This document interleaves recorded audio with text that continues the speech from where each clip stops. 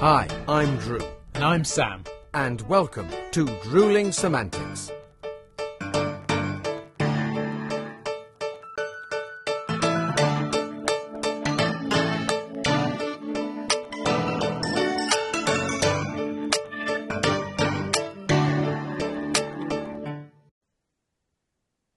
Oh, lovely, mate. There we go. He's back. You got a fresh one. I feel like we need to recover almost after that last one. So, but Sam, you have just smashed the illusion that we're fresh and we now they know. Now they know we're loading them in. I mean, we're now over 200 episodes into this bloody thing, mate. I think the illusion that sometimes we record two is probably like people. They're not surprised by that. Like we have to think we're busy people, mate. We've got a lot going on. We're working hard. Sometimes if we can do more than one recording in the day to mean that we've got space for something else later, it's fine. People do. As long as the content's bloody good, no one cares, do they? It's true. It's true, mate. It's true. Yeah. I mean, the irony is that we've done another. We spent longer bloody choosing a title than we did recording. Now, they may not. I'll let the listeners watchers. They won't ever believe how we tussle over those titles, and they do. I think we have sometimes spent longer finding a title for these damn things than we do recording them. Well, we're doing the chat, and then all of a sudden, Zoom, other recording things are available, will kick us out, and I'll have to call you and be like, cut us off, mate. Where were we? I don't like that. I think that word is wrong. It's mad. I mean, the things that go into this, at the end of the day, the important thing is that we get interesting and important content out there and people enjoy it. But we are committed, and sometimes that means going on and on. Unless it's like, do you remember a few weeks ago? And you became, and I hate to say this because I try and not mention it, but you became literal Einstein. You had like a genius light bulb title within seconds, and I was like, that's my favourite ever. That's... I do remember that. It was your favourite ever, and probably the quickest we've ever come up with a title. we literally end the recording like, right, that went well, and you went, I've got a title, I've got one. Yeah, no one was more surprised than me, I have to be said. Which, of course, it was. Anybody who's not listened to that episode or don't know what we're talking about, it was. We looked back over roles that we played, and would we go back and do it again? Yes, or if not, why not? And we called the episode "Play It Again, Sam," because you are Sam Dunning. You are play it again, and it's a quote from a film. But the genius bit was the question mark. And now we've lost most people going that they're getting excited about a question mark, a title of a silly little podcast that only a few thousand people are interested in. Blah, blah, blah.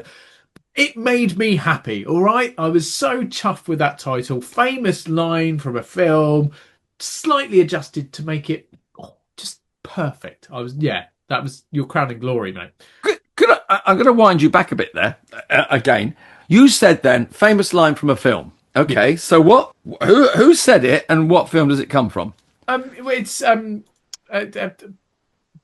remember his bloody name. Matey in Casablanca. Play it again, Sam. He sat at the piano and he wants him to play the song again. What's his? Humphrey Bogart. Humphrey Bogart. Bogart. Yeah. He plays a character called Rick, and he talks to, I can't remember the pianist, Dooley Winters or something like that, Dooley Williams, who plays. Now it's interesting because I did a bit of research after that because I got a little bit excited, as you know. So, look, people, I've written notes. But, I mean, it is probably one of the most famous quotes, but it's also a famous misquote. What do you mean? Because he never says, "Play it again, Sam." What? Not only does he never say it, mate. That is like, if you say to anyone Casablanca, they will go, "Play it again, Sam." Yeah. And interestingly, I'm going to turn a few pages here because I've got it written down. Not only is it a misquote, but you also said that Humphrey Bogart says it. Right. And he doesn't. No one says it, but the line that is misquoted from is actually Ingrid Bergman, who plays Ilsa. Yeah. And she says, "Play it, Sam. Play as time goes by." And that's what she says. And then later Rick says, you played it for her, you can play it for me. If she can stand it, I can. Play it. And those... Literally the word again never occurs in any... Never occurs. And also people say, yeah. And then she says, well, actually goes, play it once, Sam, for old time's sake. Then Dooley has a line, the pianist. And then she says, play it, Sam. Play as time goes by. And then at the end of that line, she says, sing it, Sam. So play it again, Sam has never been used. Wow. And also most people attribute it to Humphrey Bogart, as I did. I've done it as well before I looked it all up. Yeah. I would have said play it again, Sam, and all that sort of thing. So not only has it been misquoted, but it's also attributed to the wrong character, although they both say play it, Sam. So that's mad. There's a name for those things, isn't there? Where like things that people remember or people like sort of dine out on that actually never happened. What's his bloody name? Nelson Mandela. It's called the Mandela effect, isn't it? Where right. Yeah. That's an example of that, because it came about because a lot of people thought Nelson Mandela had died while he was incarcerated, but he actually didn't. He got released and like died like 15 years later than most people remember. And there's a silly one. The Monopoly Man, you know, the logo, the Monopoly Man on the board. Everyone goes, oh yeah, he's got a monocle. He's never had a monocle. No. So yeah. Oh, but and as you say, they've just perpetuated. People think that's the line. So yeah, that's probably one of the most famous ones. I'm going to throw some at you now because I've got this never goes well when I have to try and guess stuff. No. All right. There's an old one, which I probably know more about than you, given the fact that I'm ancient, as old as, you know. Thanks for nodding, Sam. Thank you for that. I didn't say anything. I thought it's a podcast. I'll be nice, but we are on YouTube, and I did nod. Yes, you are ancient. Yeah. So All About Eve, a very famous film, All About Eve, and people misquote the line, fasten your seatbelts, it's going to be a bumpy ride. Oh yeah, no, I've heard that. Fasten your seatbelts, it's going to be a bumpy ride. Yeah. Right, and lots of people say that as a kind of, they think they're using a film. And actually, it's a tiny little thing, but it's actually fasten your seatbelts. It's going to be a bumpy night, and she says it as she's going upstairs. Yeah, which is kind of, you know. Anyway, so okay, do you know the one from Forrest Gump? The very famous line from Forrest Gump. Life is like a box of chocolates. You don't know what you're going to get. Is that okay? So it's actually the full line is it's good. Mama always said. Yeah, Mama always said. Life was like a box of chocolates, and it's interesting because it kind of changes the meaning a little bit, but and also it's where he's sitting on a park bench, isn't he, eating chocolates when he says it? It's yeah. So life. So that's a past tense one for multiple reasons, because I think, spoiler alert, his mum had passed away at the point that he's saying that line. So Mama always said rather than Mama always says. But life was like a box of chocolates. Well, no, life was like a box of chocolates. Yeah, interesting. I've got more. Shall I go on? Keep them coming, mate. Right, I'll fire away. Okay. Dorothy, Wizard of Oz. So it's either like she says, "There's no place like home" when she does the heels, or is it the what's the dog called? Toto. Toto. We're not in Kansas anymore. Is that the? Yeah, that's the one everyone says. Toto, we're not in Kansas anymore. Again. But some of these are so tiny. But this one is Toto, I've a feeling we're not in Kansas anymore. All right, so what it's sort of happened there is it's been almost colloquialized, like almost slightly modernized language. Yeah, because a lot of old-fashioned. Yeah, and a lot of these have happened as well because a lot of these are American movies and they've got anglicized, if you know what I mean. Yeah. So that it's American English, if that's such a thing, and they've some of them have got anglicized things. I don't, you know what I'm saying. Yes. English people are saying it different to Americans. Yes. Yeah. Probably one of the most famous ones. Go on. Big Fish, baseline, Jaws. Oh, yeah. on board the boat, Roy Schneider says, "We're going to need a bigger boat." Yeah, he doesn't. Oh, what? Again, tiny little, but it's interesting because he he hires Quint and he says you're going to need a bigger boat. I mean, to be fair, that makes sense. Like, because he's saying to him, you're going to need a bigger boat, but they're all in it. But also, the interesting thing about that is a little bit like when Harry met Sally. I want what she's having. That line was ad-libbed. That's not in the script. It's an ad-lib. It's a Roy Schneider ad-lib. Yeah. So yeah, he ad-libbed that line. So popular theory has it. Yeah. So he says, yeah, you're going to need a bigger boat. Right. Okay. Brilliant. Subtle one, but it's not subtle one, but again, it's not what we all remember. So he smashes up the radio. I'm turning the page. Oh, here's one. I think this is lovely. This is a really nice one. Wall Street. Okay, Gordon Gekko. Gordon Gekko. It's really simple, isn't it? Yeah, 3 words. Greed is good. Greed is good. Oh, you're really good at these. You're really good. Yeah. Well, you say that. I'm good at remembering things, and then you're correcting me. So I'm but the thing is, you're remembering what has been perpetuated by the Mandela effect, you call it. Yeah. And it's actually a much longer line. Oh, right. And it is, the point is, ladies and gentlemen, that greed, for the lack of a better word, is good. That's literally been shortened, almost deliberately shortened as a sort of memory. Because I mean, in essence, that's what it means. Greed is good, is what he's saying. But it's a much more erudite line, shall we say? Yes. But yeah. Okay. I'm going to find some more good biggies. Okay, another big one. Field of Dreams. I know you like this movie. What a movie! I know you like this movie. Surely, if you build it, they will come. Surely that's... You're so close.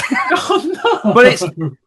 But again, I mean, I would have said that. All this is just for... I'm sitting here sounding like I'm smart. I'm not. I've just done a bit of Googling. But also, I would have said that. Build it, they will come. Because all the baseball players come on to the pitch in the middle of the cornfield. But it's actually more about his father. He says, if you build it, he will come. And he's looking for his father's approval. Yeah. It's interesting because that's a case in point where the character, the mystical voice says to him, if you build it, he will come. He wants the approval of his father. But of course, in the movie, when you see it, all the baseball players come on the pitch. Yeah. So it makes perfect sense that people go, oh, build it, they will come. And they do come, Yeah. So it's some of these have real reasons why they've been misquoted, but they actually change.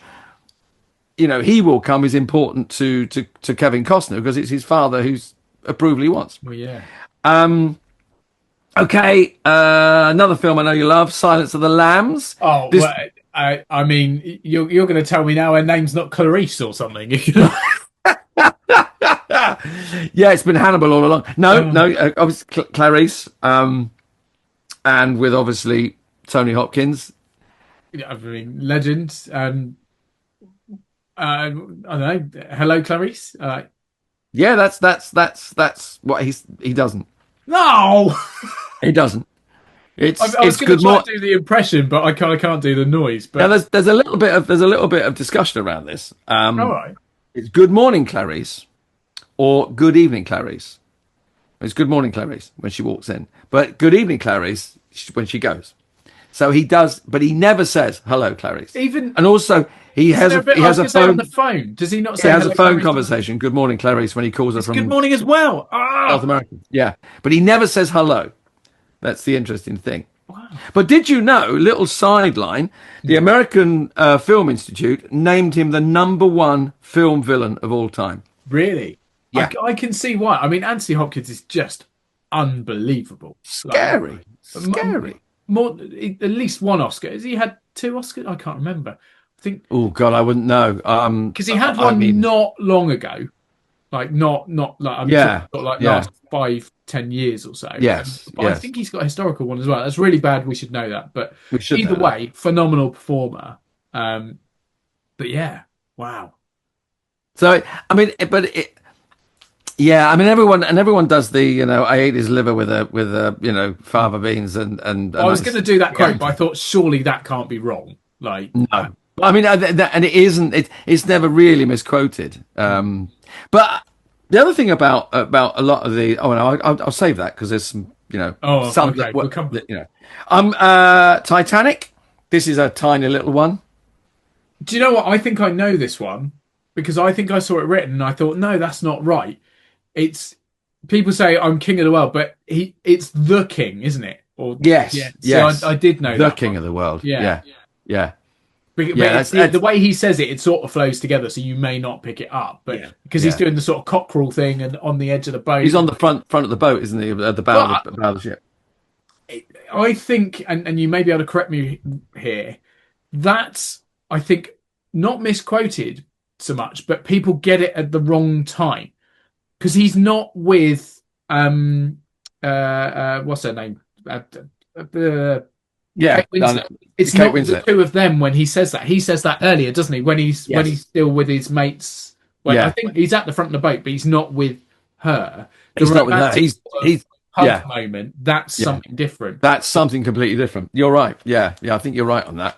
Yeah. It's interesting. Well, because also people attribute lines to moments in movies that are wrong. It's like that one and the Silence of the Lambs one. Yeah. There's another one. There's another little tiny one. Is Planet of the Apes. Oh yeah, the early movie. Do you know that one? I've never seen honestly any of the Planet of the Apes movie. Don't get me wrong. I'm sure they're great. Just weird. I mean, monkeys are already human enough for me. I've never really got that. But I've never seen the later ones. First one I saw was Escape from Planet of the Apes. And then I saw that, and that one really gave me nightmares because it's quite creepy because they land on a spaceship and then the mother and the father, and then she's pregnant, and it's all very scary. And they do horrible experiments on them, and it was America's. Apparently, someone said there was something about the Holocaust, and there was lots of messages in it, and I was actually just frightened by the cruelty and the flashbacks that the apes have while they're being experimented on. They're quite terrifying because it shows the apes hunting humans, and that's when the film takes a turn. Planet of the Apes with Charlton Heston. And he's got original one, the main one that everyone sort of... And it's the one with the Statue of Liberty. He goes, "You did it, you bastards, you did it." Yeah. I probably misquoted him there. But he says at one point, "Get your stinking paws off me, you damned dirty ape." Yeah, which is a hell of a line. I do know that quote. "Get your stinking paws off me, you damn dirty ape," because it gets used all the time, doesn't it? And actually the line is, "Take your stinking paws off me," which is more American. Yeah, so again, that's a sort of anglicised. I mean, I was making myself smile when I was doing this because I said, we're just dealing with semantics here, and it's like, yes, we are. Yes, we are. Hooray! Yes, we are. On the subject, okay, I'm going to hit you with some more. Random question, subject to. Have you seen the Robbie Williams film where he plays a monkey?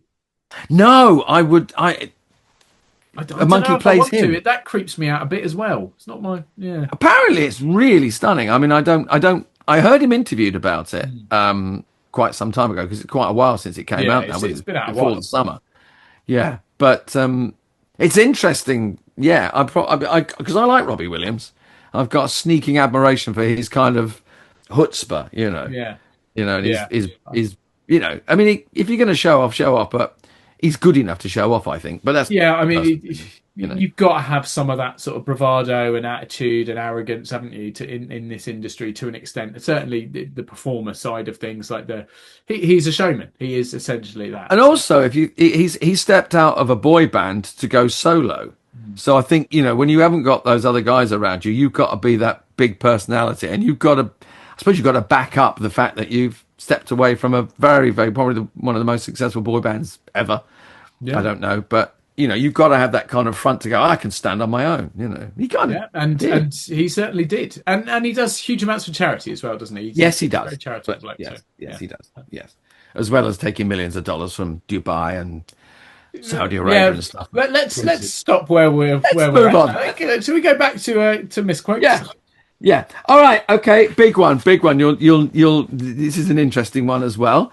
This is a film that terrified me as a child. Snow White. What's Snow the White. line? Snow White, famous evil. Oh, witch. so it's going to be, and obviously pantomimes as well, and Yeah. it's known. Well, I was going to say globally, maybe not so much. Well, no, it would be globally because Disney's obviously it's going to be Mirror, Mirror on the Wall, who's the fairest of them all? Good, good. That's No. totally wrong. It's actually Disney wrote Magic Mirror on the Wall, who is the fairest one of all. So there's Now that- so I was wrong twice in there. Well, yeah. Well, you're not wrong actually, because Mirror, Mirror on the Wall, who is the fairest of them all is it's a misquote of the Brothers Grimm 1812 adaptation of the story. Their line is, so the misquote, what we all say, and we all say, Mirror, Mirror on the Wall, who is the fairest of them all, is their original line was, Mirror, Mirror on the Wall, who in this land is fairest of all. Right. Disney line that we're all misquoting is Magic Mirror on the Wall, who is the fairest one of all. So actually we're mashing up two lines. So Yes, Brothers it's a Grimm, mixture of everything. Yeah. yeah. So Brothers Grimm did an 1812 adaptation of the story, and that's Mirror, Mirror on the Wall, who in this land is fairest of all. And then Disney, because he had the Magic Mirror, and he wanted to change it from Mirror, Mirror on the Wall, he wanted his own take on it, becomes Magic Mirror on the Wall, who is the fairest one of all. And then, of course, there are magic mirrors, as you say, hundreds of the damn things all around pantomimes every Christmas. Yeah. Voiced by celebrities, usually. It tend to be, yeah, exactly. Because it's a nice, easy job for them on a day, and they don't have to do the 30, 40, 50 performances. Yeah, just get the repeat fees. Okay, I'm moving on because there's loads. Apollo 13. Right, now surely, I mean, there is an obvious one here, but surely it can't be a misquote because it's a true story. So Yes. I'm going to go in there and you're going to tell me I'm wrong with Houston, we have a problem. Okay. You're right. It is, and that's what I would say. What is gone into popular parlance, but it's Houston. We've had a problem. Oh, it's past tense. Yeah, we've had a problem, and I think it's because there's a moment in film where they lose contact and then they come back in, and that I think isn't it. And Houston, we've had a problem.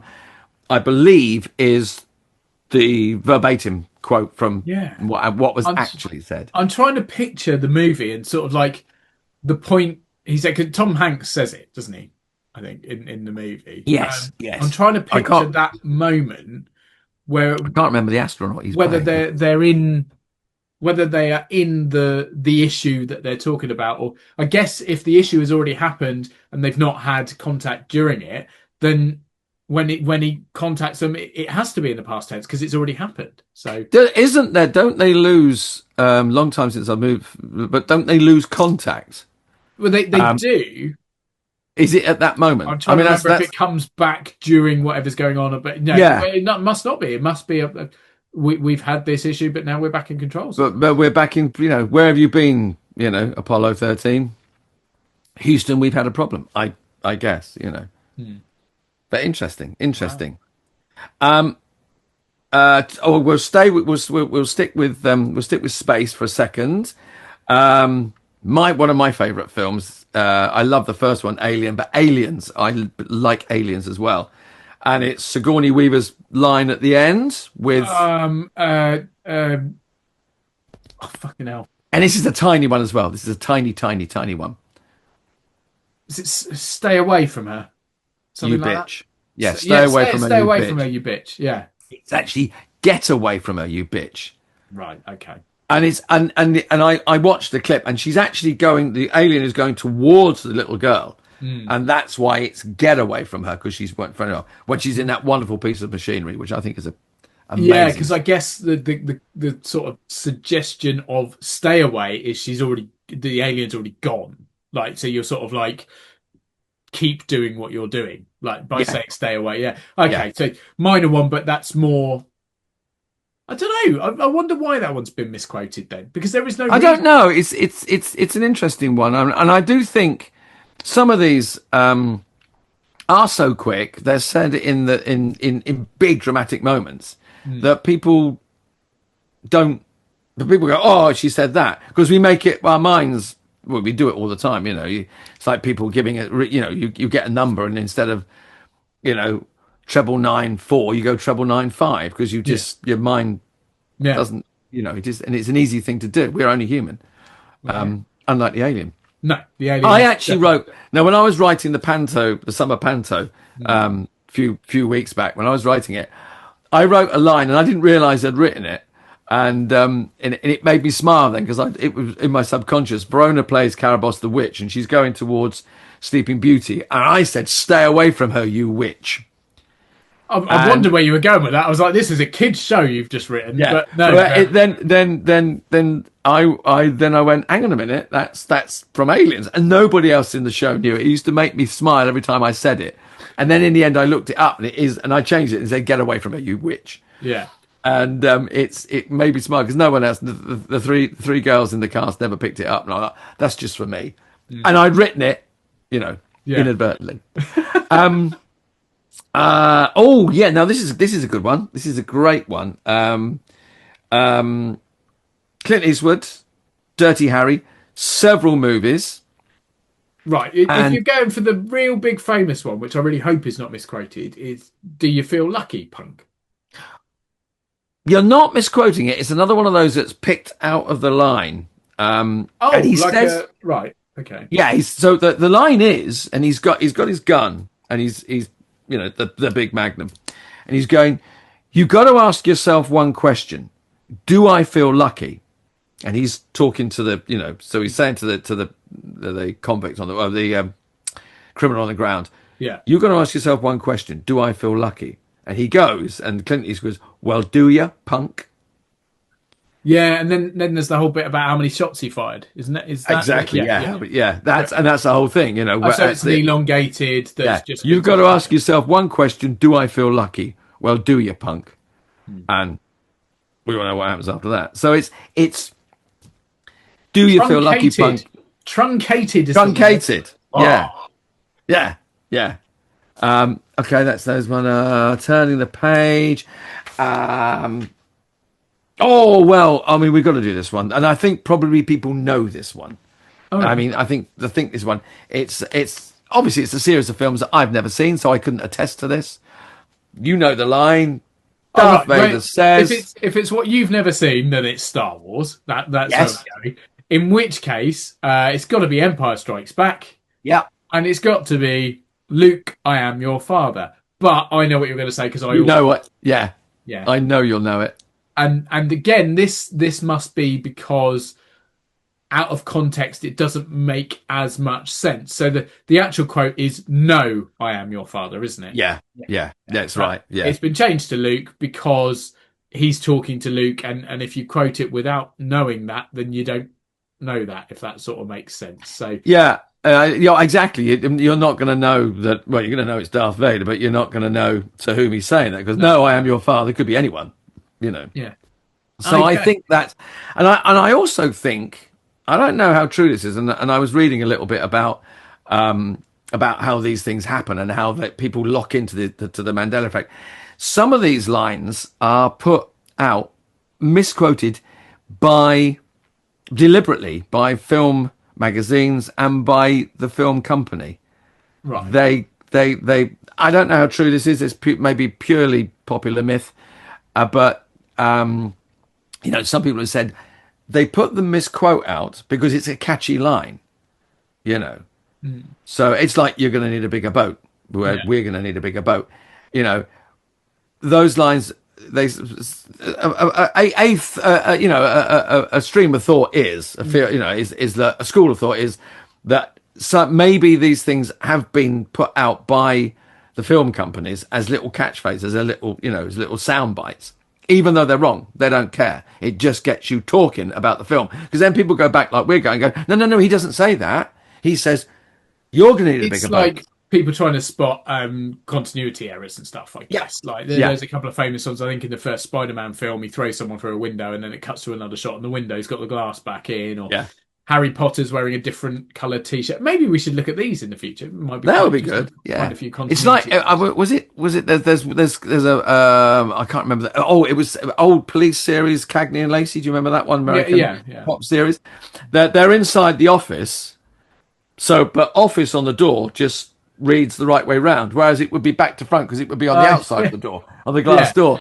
And it was so, and it was pointed out to them, to the production company, and they went, "We're not changing it. We're leaving it." Because everyone knows it now. Everyone knows in Cagney and Lacey when they go in the office, everyone's going, "Look, look, look! There it is. They Yeah. haven't changed it." And What's it became the really famous? Is it Game of Thrones? There was a Starbucks cup in shot. yes, Or yes, yeah, yeah, huge yeah. mistakes, which people then go, well, actually, was it a mistake? Because look how everyone's talking about it, and And all the actors are going, "No, it wasn't me. It was her, and she left it, and I didn't leave it." And no, it was, So yeah, it's become one of those apocryphal things. Do you think? No, someone's done it. It's like I mean, we will do these, but in El Cid, the old film El Cid, right, which I think is Charlton Heston again, there's this massive scene, massive, huge crowd scene, these massive gates open, and he enters into these, and there's thousands of extras, literally thousands of extras, and right by the gate there is a props man in a white coat with his arms crossed. He's massive. You couldn't reshoot this. It would have been just ridiculous. So they had to leave it in.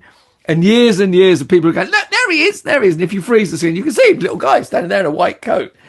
Everyone else is stripped to the waist and all in their Arab gear and armor and goodness what else. And there's a little guy in a white, one of those like white lab coats standing by the gate, ready when you are, kind of thing. Brilliant. cool. We'll have to do those. We'll have to do continuity stuff. Yeah, movie mistakes and sort of continuity errors. Good, That would be quite interesting. So, what are we? Oh, here's a nice one. Here's a nice one. Old film. You won't know with respect because I didn't know the name of the film. But there's a film with Mae West called "She Done Him Wrong," and everybody uses, "Why don't you come up and see me sometime?" or "Come up and see me sometime." And there's a song, isn't there? Yeah. Well, that's Steve Harley and Cockney Rebel. Yeah. Yeah. Come up But and see me, make me smile. Don't you? Yeah. But it's "Why don't you come up and see me sometime?" or misquoted and impersonated. And it's actually "Why don't you come up sometime and see me? I'm home every evening," which is a lot less rude than And it was 1933 that movie was made, so they had to kind of keep it suggestive, but within very tight bounds. Yeah. So that one is "Why don't you come up sometime and see me? I'm home every evening," was to clean it up. Yeah. But "Why don't you come up and see me sometime?" is Well, it's so open ended, isn't it? It's so yeah, suggestive, yeah. So. But it was just. Now I've got. Oh no, there's another one. John Wayne, Hondo, and my dear sweet late mother-in-law loved westerns. So I watched a few with her, and this was one. A man's got to do what a man's got to do. This is a really famous John Wayne. I've heard the line, yeah. Yeah, and he said, "A man ought to do what he thinks is best," which is nothing like That's a man's nothing got to like do it what a at man's got to all. do.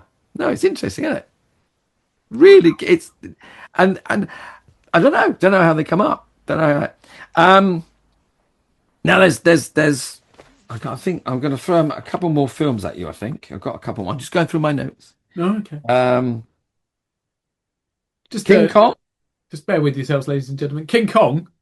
Yeah. Something about Beauty killed the Beast. Beauty killing the Beast. I can't remember. I mean, it's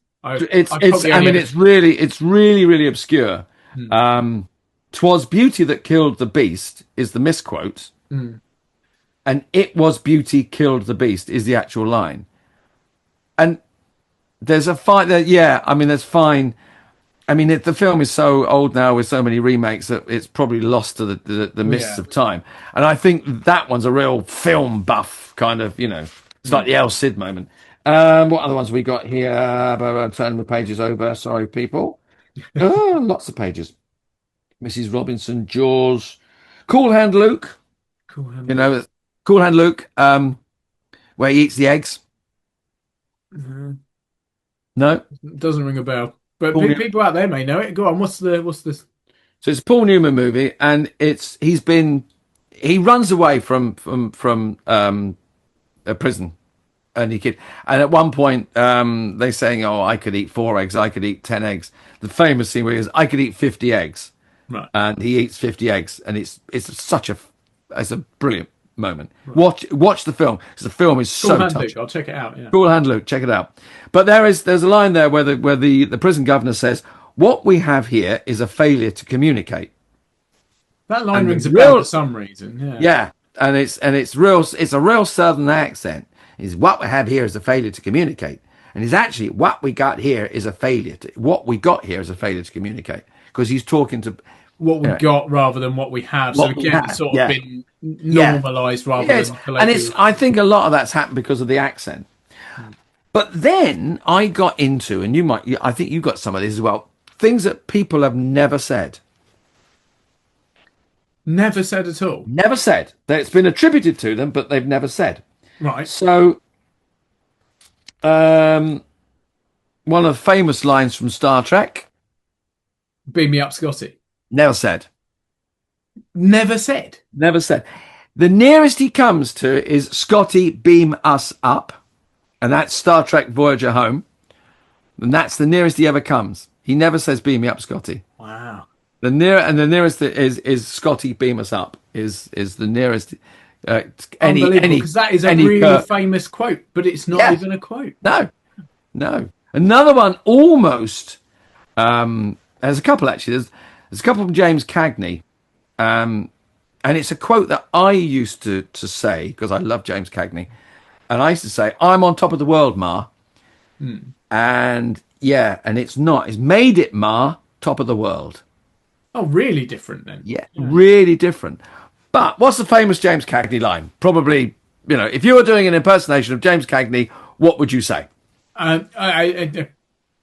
You dirty rat. That one. You would, yeah. And most people, never said it. What? He never said it. He said, no, I mean that's not totally wrong. He said, and several times, in one movie, Taxi, he says, and he's standing by a door with his guns pointed at the door saying, or a gun, "Come out and take it, you dirty yellow-bellied rat, or I'll give it to you through the door." And otherwise, come out or I'll shoot you through the door. Yeah. And then the other day, another one, the day I die, he says, "Listen, you dirty rats."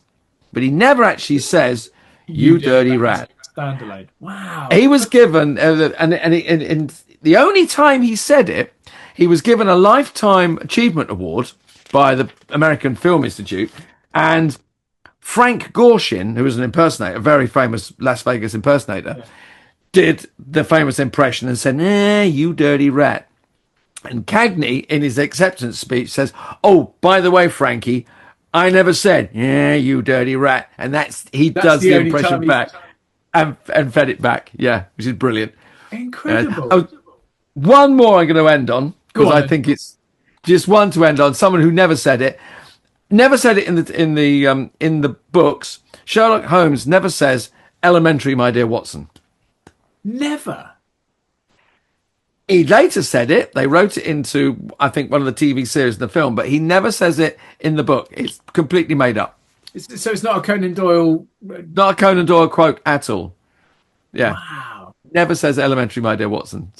But I mean, at the end of all that lot, it was just me having a real nerd out there. But isn't it interesting how all those lines that we've taken for granted have come about, as you say, by this Mandela effect, and just us making them popular.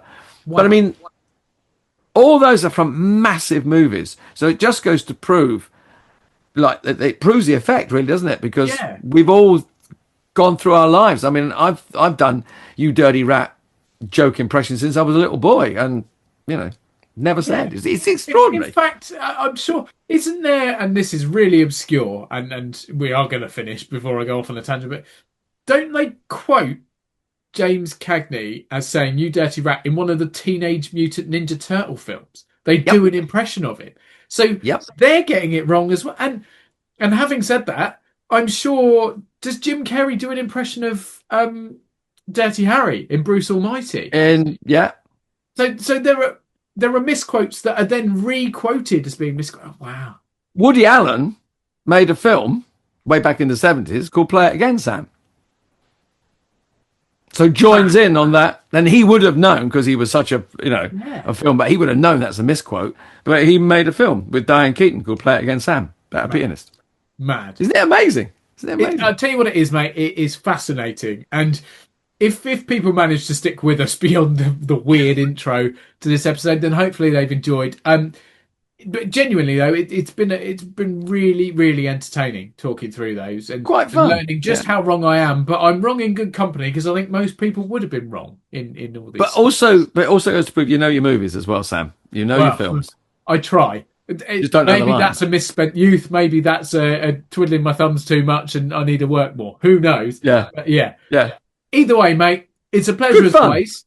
Thank you for joining me, and thank you everyone else for joining us. And tell you what, next week we won't misquote anyone. We'll get someone in to drop some proper quotes, because we'll have a nice guest. How about that? They can do the talking. Absolutely, mate. Until then, mate, have a cracker. See you soon. Take care, everyone. Bye. Bye-bye.